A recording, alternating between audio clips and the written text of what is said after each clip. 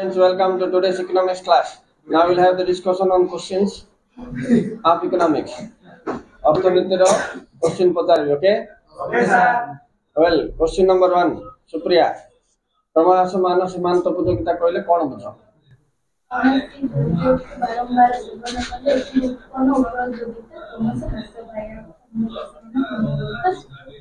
परिवर्तनीय अनुपात सूत्र कहले कौन बुझ? एक भूखंडर अधिक पुंजी किंवा श्रम प्रयोग करिले प्रथमे उत्पादन वृद्धि पाए और क्रमशः ह्रास पाए ताकू परिवर्तनीय अनुपात सूत्र कहले। सीमांत उपयोगिता कहले कौन बुझ? ग्राहक ग्रहण करथवा अंतिम एककरो उत्पन्न होतवा उपयोगिता सीमांत उपयोगिता कहले। राइट, सिद्धांत। बाजार दर कौन? एक निर्दिष्ट समय बाजार प्रचलित दर को बदलना यह दीर्घकालीन ना स्वल्पकालीन? सीमांत उपयोगिता शून्य हेले मोट उपयोगिता कौन हुए? जोर कह।